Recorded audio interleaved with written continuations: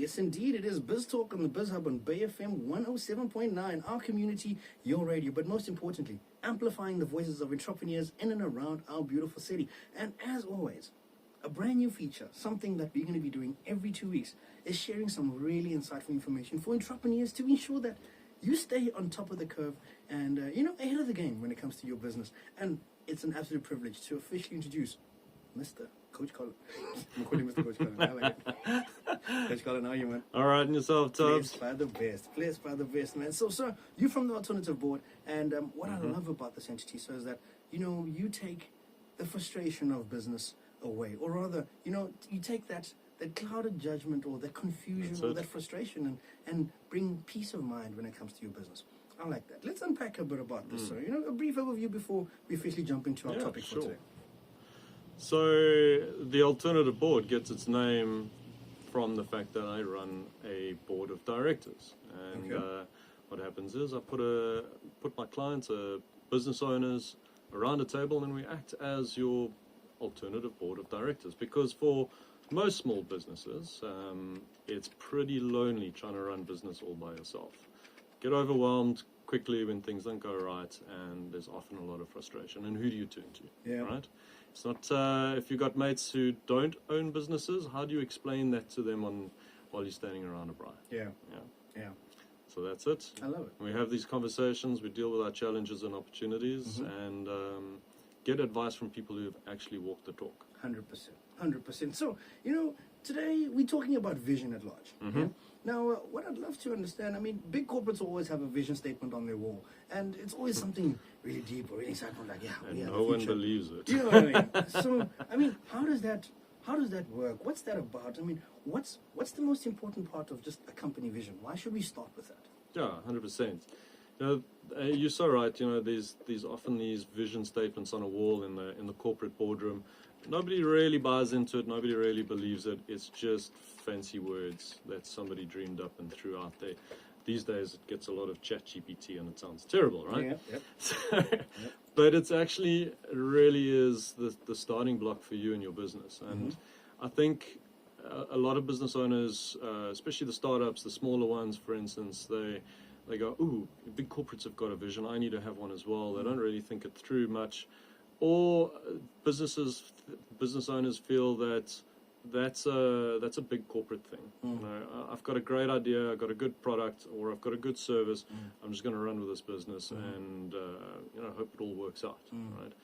The thing is, if you don't have your guiding vision, it's kind of like trying to get somewhere without a GPS. Okay. You actually don't really know where you're going. Yeah. And that's, if you don't know where you're going, then any route is going to get you there. True. And sometimes that route can be strenuous and painful and very lonely. Or alternatively, you can have a route that sort of guides and builds you, and most importantly, then creates synergies for you. That's it. I like that. Very insightful. Okay. So around, creating visions, of course, then for your business, what sort of factors does one really have to consider? Well, you have to think about what you actually want. And, it's funny, Tubbs, I ask this question so often to business owners. You go, what do you want in life? Like, for you personally, but what do you want for your business? And, a little while ago, having coffee with someone, having this chat exactly. And, the business owner turned around to me and said, you know what? Nobody's ever actually asked me that. And I said, and do your staff know what you want for the business? And she said, no, I don't think I've ever had that conversation with them either. So that's a starting point. Trying to figure out what you actually want for your business and where you want it to be in the next 1 to 3 years. Always like to look a little bit narrower, 1 to 3 years, because when you say 5 years to people, the eyes gloss over and glaze over, and you're like, that's a bit too far. But doing a vision statement for the next 1 to 3 years, great. Do it for 5, 10, and hell, do it for 25 years. What does your business look like in 25 years? Okay. So then another question then for you, Coach Colin, is the fact that, as much as, yes, we have a vision and you'd like your company or your business to go into a specific direction, the challenge is always trying to implement that vision, and make it tangible. How do you then also ensure that it's measurable in the sense where you can see whether you're actually heading towards that vision, or alternatively whether you've strayed off, but you've got this massive statement on your wall that doesn't speak to what you're actually doing. Yeah, and sometimes it seems a little bit unattainable, right? You do this vision statement, it seems unattainable, and I think this is why, especially in the corporate world, a lot of employees kind of gloss over it and go, okay, well, we're never going to get there, right? And that's where your strategic goals start coming into play. Okay. So if you say, this is what I want for my business, you've then got to put goals and plans in place to try and make that happen. Because at the end of what you're doing with a vision is you planting a flag on a mountain somewhere, and then you're saying, all right, how do I get there? Yeah. All right. And let's say you want to run Ironman. Okay, cool. Definitely not in the shape for Ironman, but I have a vision, right? So round is the shape, so it's good. But let's say you want to do that, right? It's a vision. Cool. Yeah. Great. What's the plan? How do you get there? Put a goal in place. I'm going to start training every single day. You start working towards it. And that's how we bring that mountain a bit closer to us. Okay. I like that. Now, let's talk about the mindset shift. You know, what if your business existed to build your ideal life? And not just to make ends meet. How do you find that balance? You know, this is great. Why do you run a business? So Tubbs, you're a multiple business owner, right? Why did you start your businesses? Because I have a passion. All right, you got a passion, you got a purpose. Yes. Cool. What else? Well, obviously to put food on the table, you know, and to cater to my lifestyle. We're not in it to run a charity, right? Yeah. We actually need to be making some profit so that we can, if we want to, add to charity. Indeed. Okay? Indeed. So this is what most business owners will tell me, is we started because we got a passion for it. I started it because I didn't want to work for a boss anymore. I wanted time freedom. Yeah. Right? How much time do you have on your hands, Tubbs? Not a lot. And it's a big myth. Yeah. So this is where a lot of business owners sit. I started a business because I wanted freedom, but you know what? That business is not getting it to me. Okay? Yeah. So what do you actually want for your business? What's the plan to get there? Okay.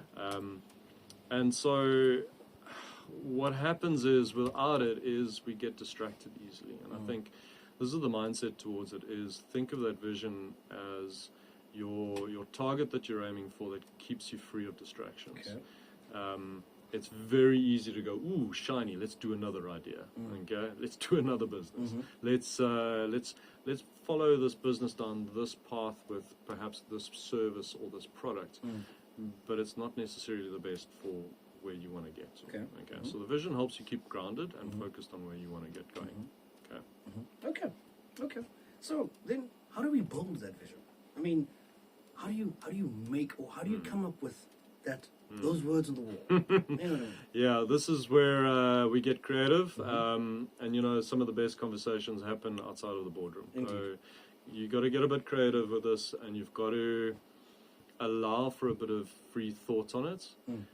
But if you follow a couple simple steps, you'll get there. Okay, so start off by asking and answering this question: what do you actually want? Okay. All right.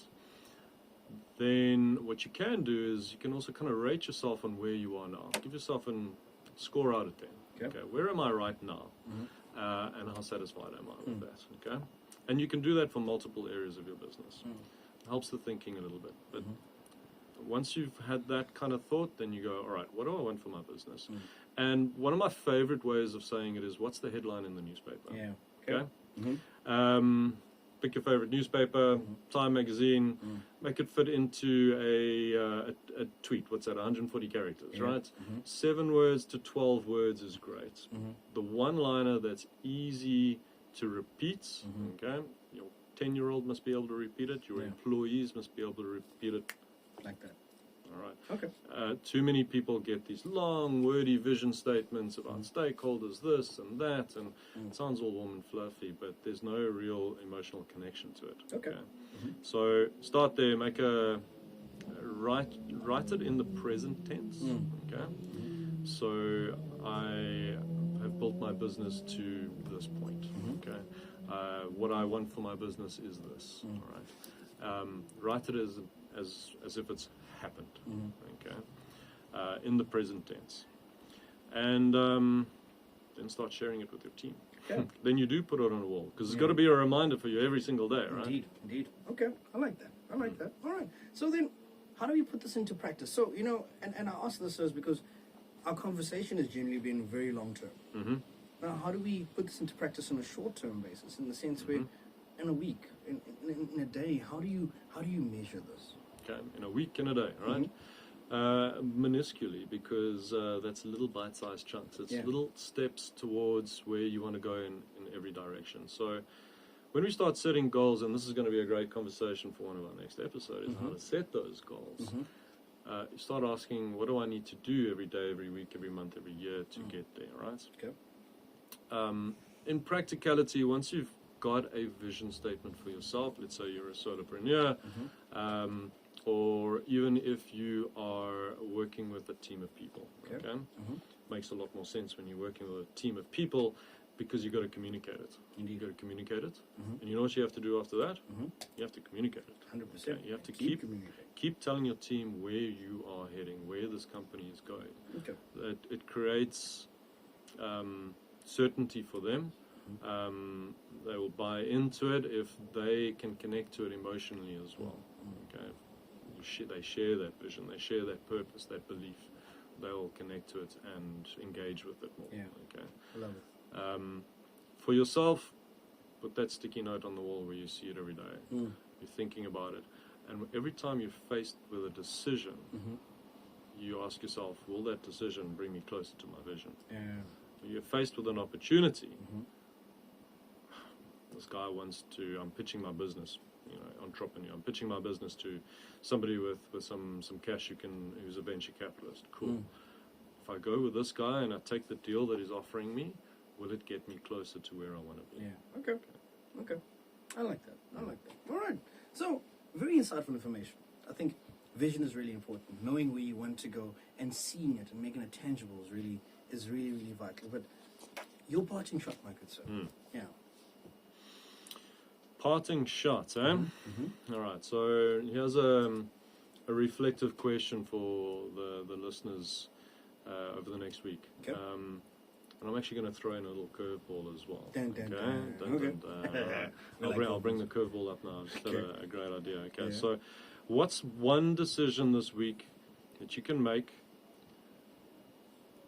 differently if you had a clear vision? All right. Okay.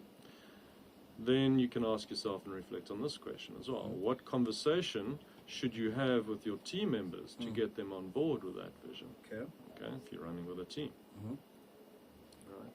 Those are two things that you can sit and think about. And